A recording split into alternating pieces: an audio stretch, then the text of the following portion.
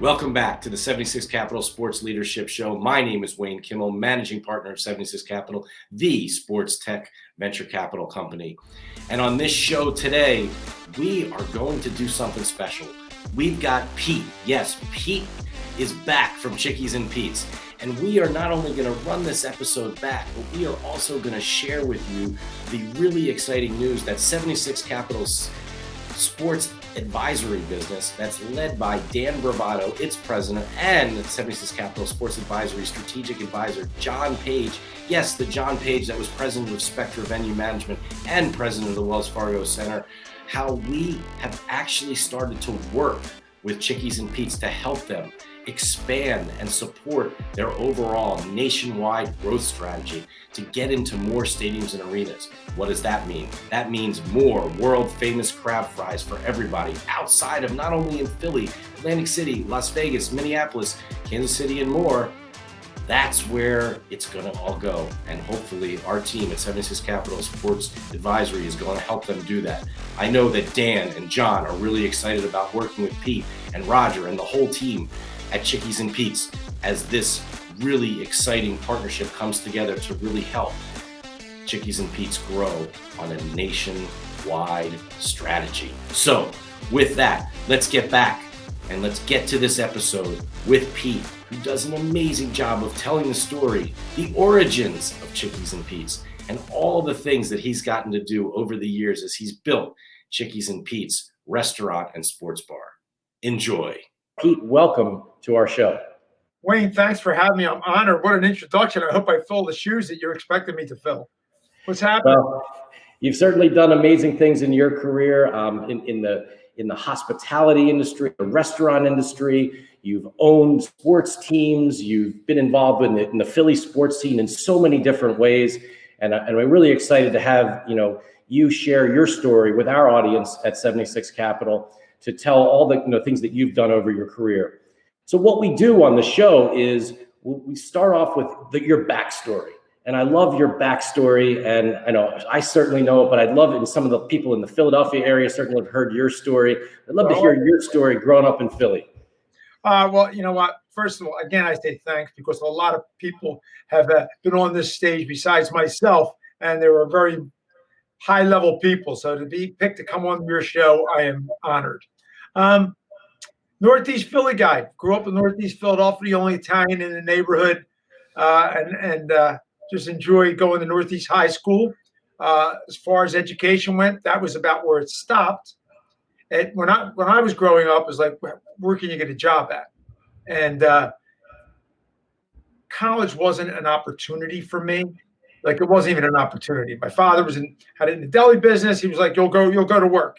You'll come to me with me. You'll go to work. You'll learn something. And I did learn something, obviously. But so that's where the end of my education went, which I still regret because I always, my children are in college now and fraternities and just to hear what they do and how much fun they have, it sort of makes me jealous. But besides that, it's so much more difficult for me to get through a contract or something else because I don't have the education. Do I know how to work hard? Yeah. Do I know what I'm doing in restaurant business? I think so. Have I been lucky? Very much. So as far as my background, that's where it starts and ends as far as education goes. Well, how about from a personal or even from a sports perspective? Growing up, did you play sports? Did you love sports? Did you have teams that you loved? It's funny to say that. I love all sports, but as a kid, I had a problem with my eyesight.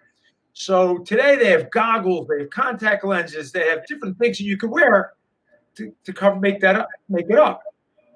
When I only had those Clark Kent glasses, and they were heavy, and if they broke, you couldn't get them fixed for like maybe 2 weeks without glasses, and it was sort of embarrassing. 4 eyes, they would call me, and so the only thing I could really play well was football.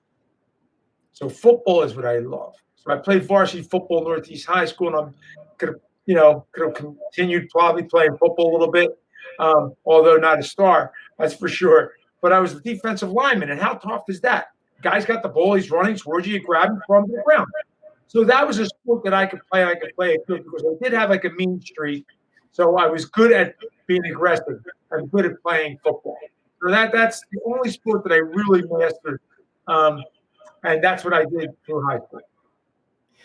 Well, what about, also, so you played defensive line in football. Yeah. Certainly, I mean, I'm sure that it was great to be part of a team and that whole camaraderie. I mean, did you have a certain coach or someone that you really, looked up to or was a great mentor of yours? Well, I had no great mentors that were coaches. I only had a few coaches. I mean, they were both great guys, and they were men's men. Back then they were. You could hear my coach screaming at me he was up in the booth, and I was down on the field, and you could hear him like he was on the PA system screaming it when I was making mistakes, which was happened a lot. I had my mentors in life would probably just be like my father, who taught me everything I know because I learned it through his deli in our grocery store, our family store. And when I say deli, I'm talking corner deli, Philadelphia, Robbins Avenue, Frankfurt Avenue, little tiny place. You put 12 people in there, you can't move. And my Uncle George and Uncle Bo, I was tight with all three of them. And my Uncle George sort of knew the bar business. I did not. My father did not. When we opened Chickie and Pete's, it was already an existing bar. There was none of us had any experience, none whatsoever. So my father says to me, "What do you think? Wally's is going out of business. What do you think we should do?" He wants to sell it to me. What do you know about the bar business? I'm like 19, 18 at the time. I said, "I know how to drink." He goes, "Anything else?" I go, "No, that's it." Drinking age in New Jersey at that point, 18 years old. You were sneaking in 16 years old. Okay, so I already had a couple of years under my belt and a few belts in me, so I knew. I just had to sell it to my mom, who's Chickie. A lot of people don't know that. And we go home to tell Chickie, "Listen, Wally's is for sale. Can we purchase it?" Really, she's like, "No way. Your father drinks. He goes there every day. He's only going to drink more." So my father says to her, "Chick, you know what? I hardly even eat any lunch meat." He said, "I'm around it all the time. So if I'm around the booze all the time, I probably will stop drinking." He said, "And you know what? I have an idea. We're going to give you top billing and call it Chickie and Pete's." She was flattered. So she's flattered. We wind up buying the place. It was a stand-up bar, no seats. Everybody stood up. There was no seats allowed. There was no women allowed in the bar in 1977. There was no women allowed still. It was an old-time neighborhood place. And yes, she was right. My father did continue to drink. He never got tired of that. But that's how we took the place over, and that's how it became something for me to do. I had no idea what I was doing. It took me 8 years to number the tables. So I just got very fortunate. I was very lucky. I had a lot of mainline people that came in. Like all these people came from far away to drive to Chickie and Pete's to get the crabs. And it was like an hour wait, 3-hour wait. It just happened. A lot of my friends were very helpful in that, supporting me, because it wasn't like you're from Bala or you're from Ardmore and you're going to drive to Robbins Avenue and Frankfurt Avenue. There's a lot of restaurants between here and there, although it was the start of the restaurant revolution. So I was in on the first ground floor. So it's an incredible story. And I'm so excited to hear, how the name came about. That's incredible. Well, that's not, so I said Chickie and Pete, and this is a pretty good story. So this is good for people to listen to. It's actually, if you look, it says Chickies with an S and Pete's. So my father, we ordered a sign for the place, and the sign's going to sit out front, and it's we don't know what we're doing. So we're no branding back then. It's a script sign. It said Chickies with an S and Pete's with an S.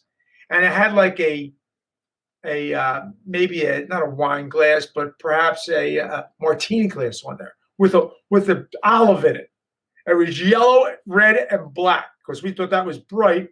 But I was back in the day of the lounges. So the sign comes, and my father says, the guy puts it up. My father's his friend of his all his life. He says, Frank, what's with the sign? He goes, hey, Peter, you liking the sign, eh? He goes, my father said, no, Frank. The sign, I don't like the sign. It says Chickies and Pete's. It's supposed to be Chickie and Pete's. People are going to be driving by and saying, look at the sign. You spelled it wrong. You can't do that. He said, but the sign is up, Pete. What do you want me to do? My father said, listen, he said, I can't have it like that. He said, what can I do to make it good for you, Pete? I don't want to fight it with you, but I know a Chickie is your wife. It's a Chickie's place, and it's a pizza place. He goes, I'll give you, my father's a businessman, right? I'll give you, it was a $1,500 sign. He goes, I'll give you $500. Hey, Pete, I got more than $500 into it, he says. He said, you got to help me out a little bit more. How about $1,000?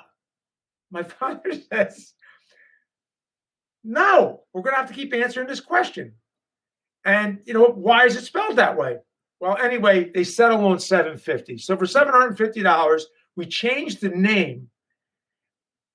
And to this day, who knew it was going to be any bigger than a corner bar? Who knew you were going to have all these locations all over the place, around the country? You didn't know. So we still have to answer that. To this day, it wasn't worth the $750. We should have just paid $1,500, got the whole brand new sign, and have been happy with it. But it's funny how things happen. And now it's Chickies and Pete's. And when I say Chickie and Pete's, they go, you mean Chickies and Pete's? So, yeah, that's the story of the name. That's an amazing story. And we're so lucky to have you here, Pete, on our 76 Capital Leadership Series, the CEO of Chickies and Pete's Crab House and Sports Bar, a true entrepreneur, inventor, and founder of this incredible sports bar. So I got to ask you, you're a founder. You're a founder of these incredible fries. Yeah. Can you tell us the story of the crab fries? I got a lot of stories, but crab fry stories is an expensive one. It's a good one, It's a very good story. I ordered again at the end of the season. We used to sell crabs. And that's why all the people from the main line would come. So I ordered crab seasoning, and I think I was out the night before, and I had to make my order. So I just ordered. This was in September. I just ordered what I ordered in August. All right. So, which was a lot of seasoning. Now the season ends beginning of September, mid-September, late September, back in those days. It wasn't like today, we fly them in from around the world, the crabs. But the season sort of stopped at that point. People stopped eating them. It's like water ice type thing.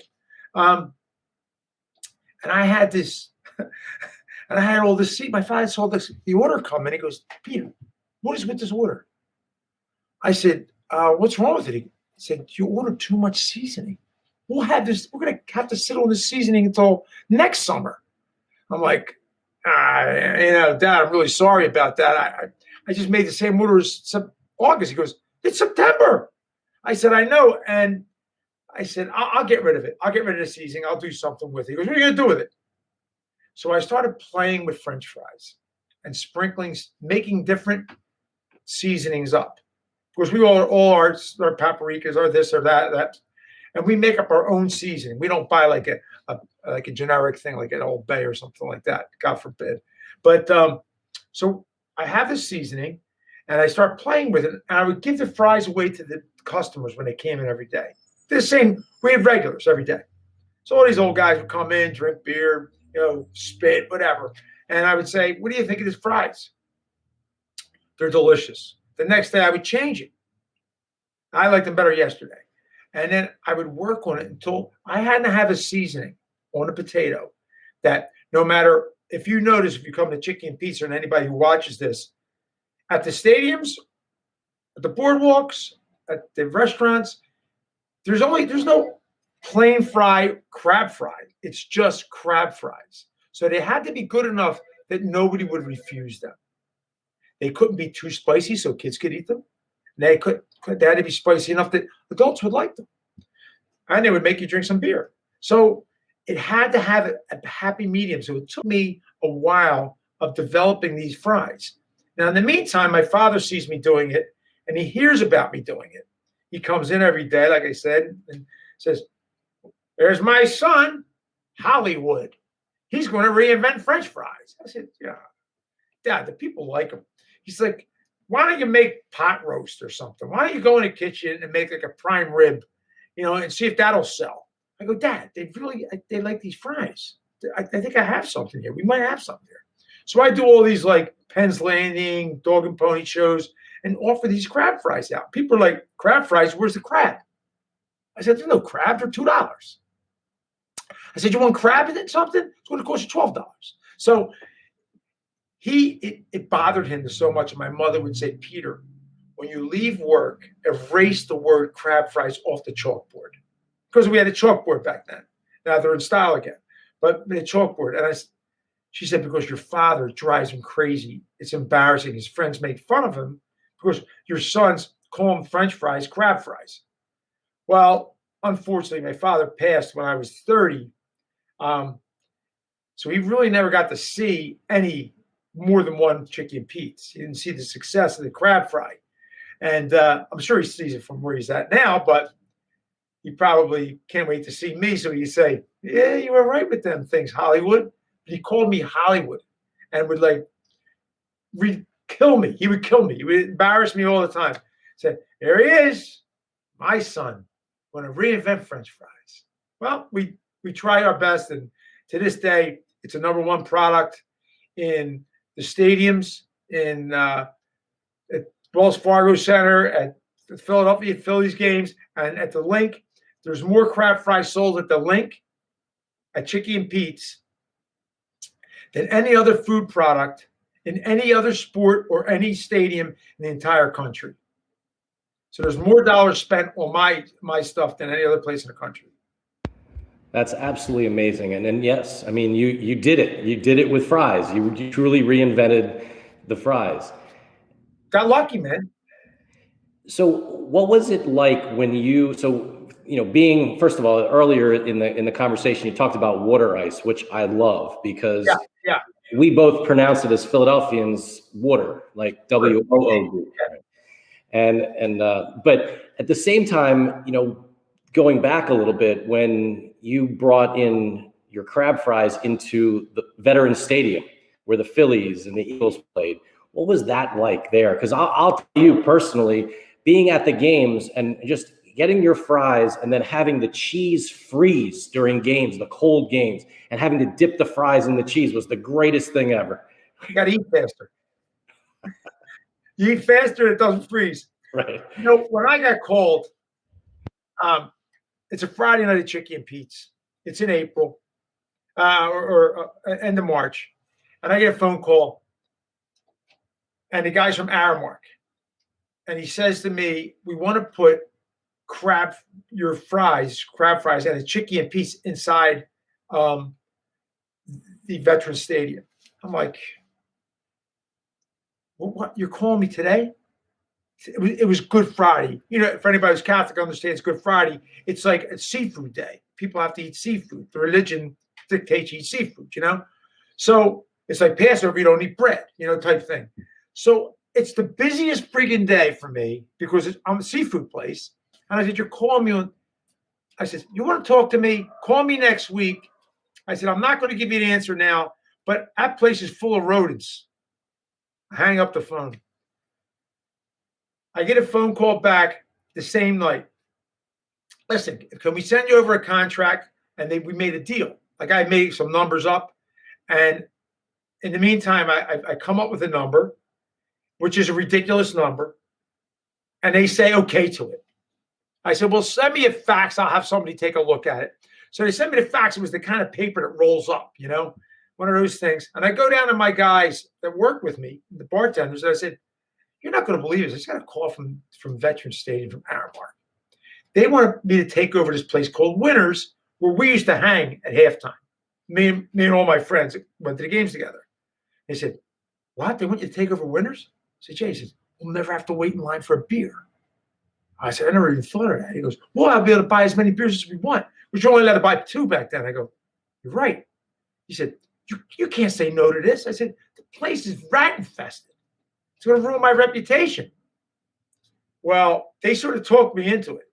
And I I said okay to Aramark, and we've been great partners with them ever since. Now we're in every stadium and other stadiums that there is around the country. But it's how it happened was just a freak thing, and it's just how you answer the phone and how you negotiated in that last second that I was able to get them in the stadium. And I never looked back, and I think it was the greatest thing I ever did. Well, it's incredible, and it's great to have you, on our 76 Capital Leadership Series. Pete is not only, just the founder and CEO of Chickie's and Pete's Crab House and Sports Bar, but he's a true entrepreneur, inventor, and founder of the Crab Fries. So it's awesome to have you. Pete, you were going to say something? Yeah, I was. I forgot to say it. At the time, the reason they were so familiar with the Crab Fries to come to me in the first place was my wife was an Eagles cheerleader. So she worked in the vet. And after every game, she would bring all the cheerleaders to Chickie and Pete's, which I wasn't going to argue about. You've had all these girls in green jumpsuits will come in after every home game, and they were hanging your place. I mean, I'd let them drink for free. I mean, just have that kind of attention. And so she was instrumental in introducing me to the stadium, because she brought the public relations people, followed the cheerleaders. And the stadium had such bad PR at the time that the PR guy said, maybe we should match up with Chickie and Pete's. They have good PR. We have bad PR. They have food. Lisa, can you get us in touch with your boyfriend? Or can you introduce us to the thing? And then we were dating at the time, and that's how it happened. So it was good to have a cheerleader around. Absolutely. Amazing stories. And now you're in so many stadiums and so many places all across the country. The number one sports bar in the country. I remember, seeing you in Minneapolis at the Super Bowl with the Eagles and Patriots game, and where you had your stand and you were just holding court there. It was a sight to be seen. One of the proudest moments of my life was, of course, winning the Super Bowl, just being an Eagles fan and being involved with the Eagles, which we're a proud partner now. Well, I was a proud partner when they won, but the proudest thing was the NFL called me and said, when every two teams are in a Super Bowl, we take a food from each city and we bring it to the stadium. And you have to operate there in Minneapolis. You'll have to operate there. We're choosing crab fries from Philadelphia. I was like blown away. You would think it would be a cheesesteak, right?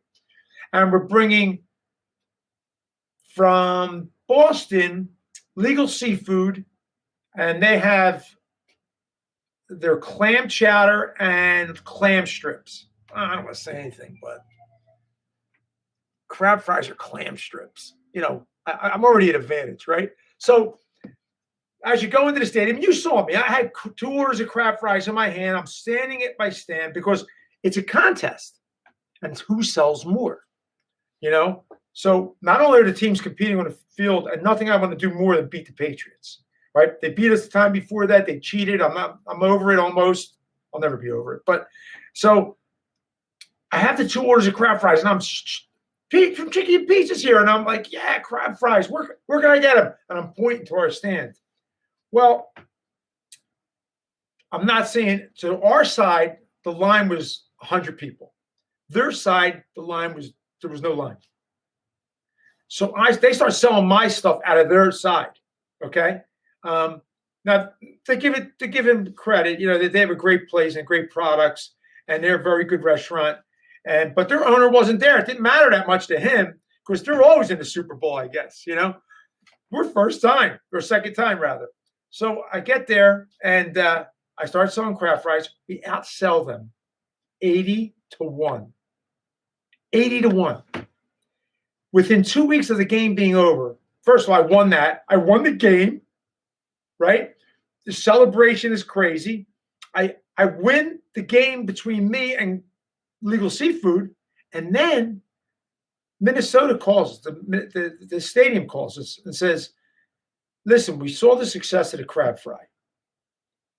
is there any way you would consider putting them in here for good? So till this day, we're still selling crab fries in Minneapolis, Minnesota at Vikings games.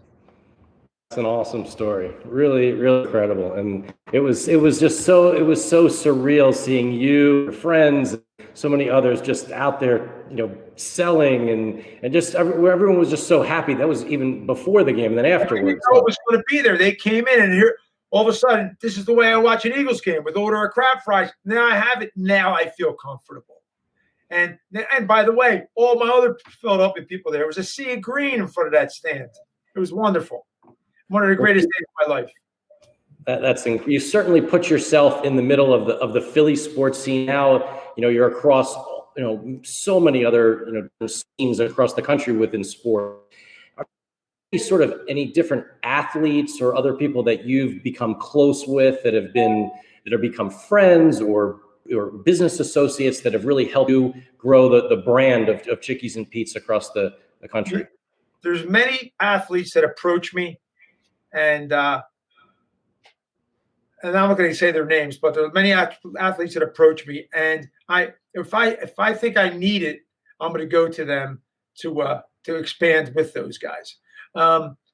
They see the success of Chickie and Pete's. A lot of the athletes are from Philadelphia area, but I became very friendly with so many. The sad part is they come and they go. You become friends with these guys, and they come and they go. In fact, Jason Peters called me yesterday. It's his birthday on Friday. And he's like, can I get a room? I need a room. What do I say no to him? Yeah, he's a giant. But, there's going to be a lot of rules and regulations he's going to have to follow if we do it. But it's just like, they're my cell phone. My wife goes, who's calling? You go, listen, I got to take it. It's Andy Reid. I got to take this. It's Chip Kelly. I got to take this. It's great. It's great because in the real world, where I came from the beginning of this story that we got into today, I'm a zero. I'm a guy who works for his father in a grocery store with no education, and I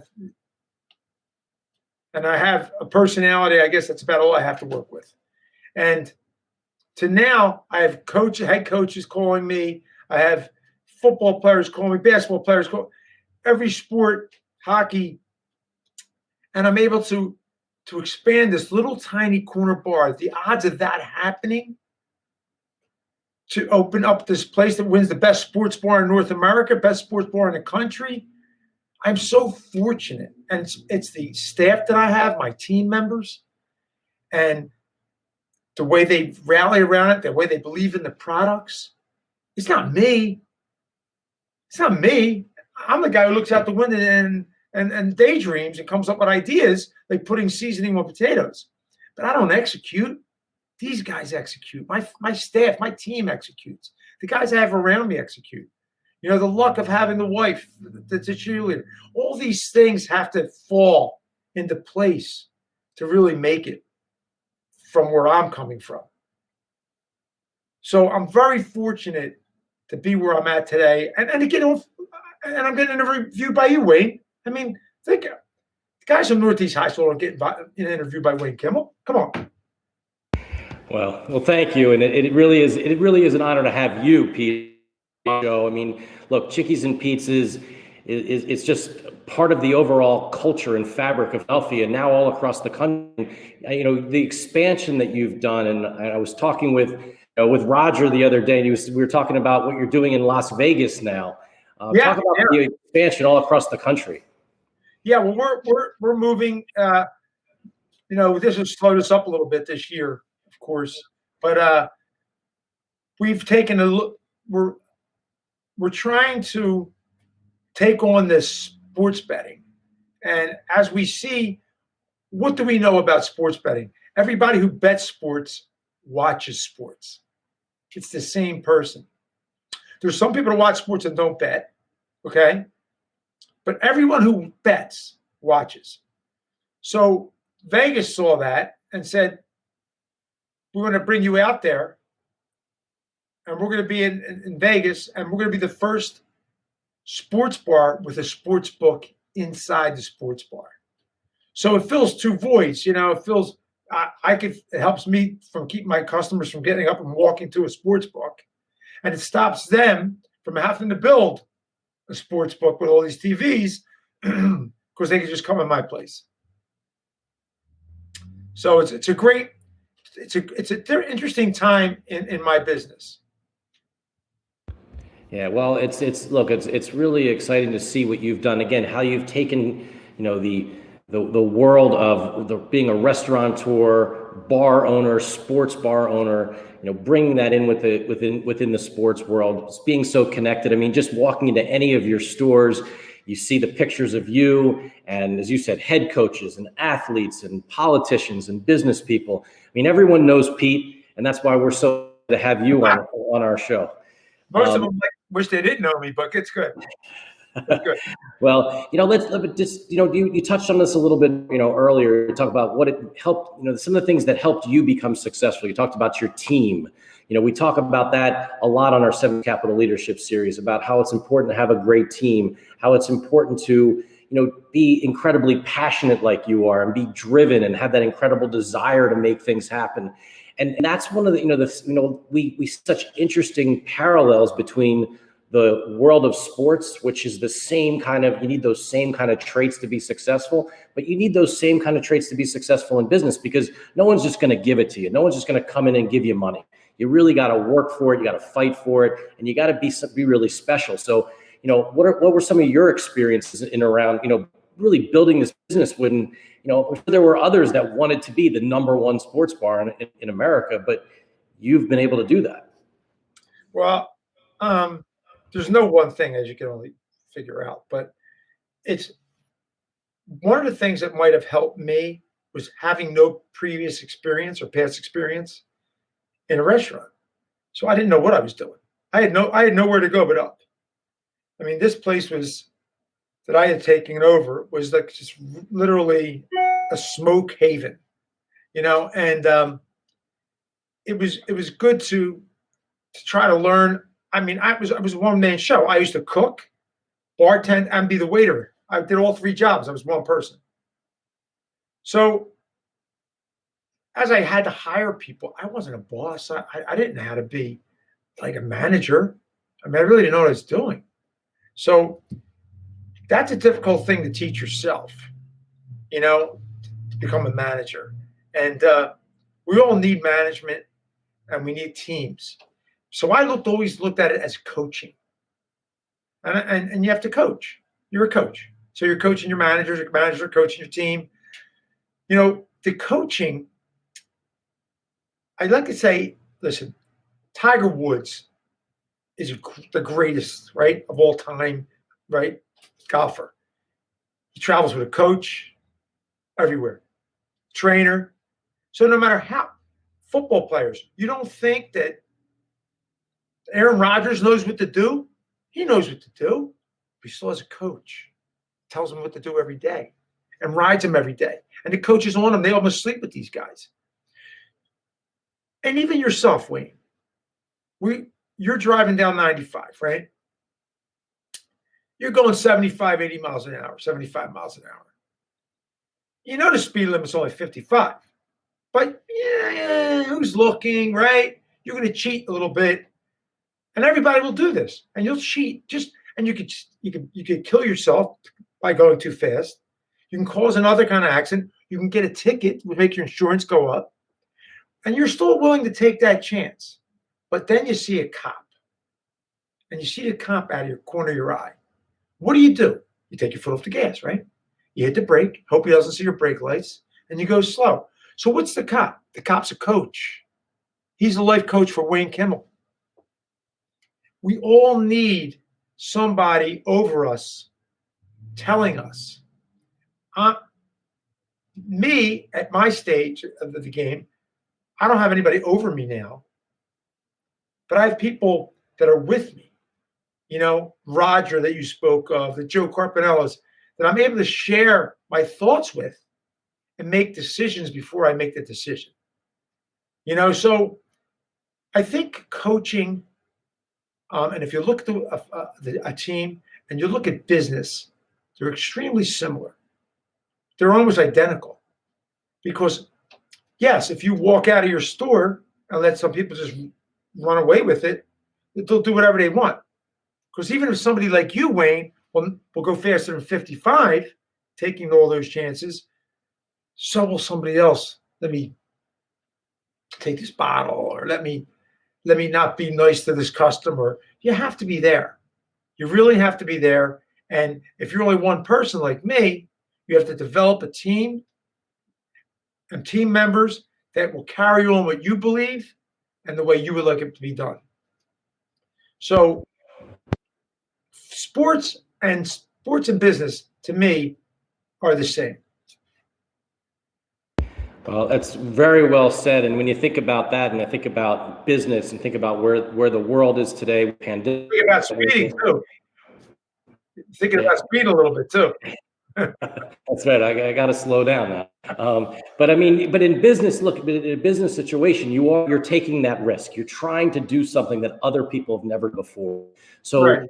When you think about what's next in the business world for you, Pete, and for Chickies and Pete's, do you think what are some of the things that you're thinking about that are the next thing that are going to be happening within the restaurant world? Well, I think one of the things from before that I didn't finish was that I forgot to bring up was, having the products that no one else has. Okay. I could take you into 25, 30 bars in Center City right now. You're going to see Brussels sprouts, pork belly, and schmelly belly. Not that that's bad stuff. I'm just saying it's a similar menu. We have things that we own, like crab fries. We are the only ones who serve a lobster pizza, white lobster. I was on Oprah years ago because of the white lobster pizza and the crabs. So you have to come up with the thing that's unique to you and then do it well and continue to do it well. Lobster cheesesteak. Nobody else makes a lobster cheesesteak. Nobody else makes crab fries. Nobody else makes white lobster pizza. These are things that make people love chicken pizza, like yourself when you had your 25th birthday there? Is that my 40th, right? I can do that. Yeah, I know it was your 40th. I was trying to cut you a break. But, Thank you. Thanks. That's a great in itself. When my wife threw me that party, that was incredible. And I'll never coming up to me. You came up to me before the party and you said, I put on my jacket to get dressed. There was like these cop Secret Service walking around here. What was that all about? Or earlier today to check the place out, if you remember. Yeah, I do. Well, sometimes very important people come in there and they have to come in first. And they thought you were coming in, Wayne. So I said, that's not Jimmy Kimmel, Wayne Kimmel. You know what I mean? They said, he's the more important one, Wayne. He's got more money. So anyway, this is the way that to keep you got to keep what you are, true to yourself. So inventing products, getting into the sports more with the betting, trying to establish ourselves in that gambling part, and trying to stay true. Like some guys like myself, they're so, like I have a sports bar, right? So they start going out to eat at like these real expensive restaurants, and they would start going to Steven Starr and this and that, and they go to these other restaurants, which are very good. They're excellent. And they all of a sudden want to become them. Okay? And like Michael Schultz is tremendous, right? But I got to remember who I am. I'm Pete from Chickie and Pete's. I'm sure Michael, if you asked him, he'd say, I love Chickie and Pete's. And I would say, I love Giuseppe's and I love all your places. So, but you have a problem in my industry where people are their own problem because they decide that they don't want to be who they are anymore because now they have more money, so they go to better places. And I go here now, I go there now. Oh, I like it there. Maybe I should start putting sushi on my menu. It happens. And then people dig a hole and then it ruins their business because they want to be something they're not. It does, in places like, then you can go to the other end of the spectrum, like Chipotle. It's Chipotle. You know what it is?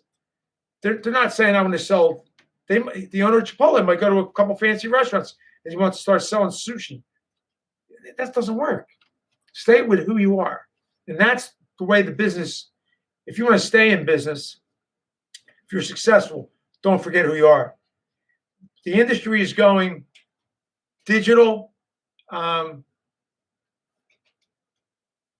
think getting employees to work for you, getting team members to come on board is difficult. We're fortunate because we're Chickie and Pete, so people know. And we have 401ks and health benefits and all that stuff. So some other places, some mom and pop, they want to get cash. I mean, a lot of these services want to get cash and just work in some corner place, not be on the books and do that. So I think as technology becomes big, that'll help our industry. And I just think all the people that we have today, we're fortunate to keep getting more people the same, through having a popularity. But else, a lot of these places are going to close after this pandemic. The government's helping people out, but they're going to close, and then people are going to buy them, and they're going to try to reopen because there are people making money, not necessarily in my business, but in other businesses. So, I'm sure they want to put their name on a place and call it Wayne and Shirley's or something. Who knows? Well, I think Kimby, my wife, we're not doing that. That's not our business. And it's so excited to have you on our show. Wayne, I want to thank you for letting me grace the stage with so many famous people. You had my buddy Joe Asher on last week or a couple of weeks ago. My man, love that guy, and a lot of other people. So I'm really honored. Like I said, little Northeast Philly guy to get on your show. I love it. This podcast is important. Thank you for having me, and don't forget, luck is key.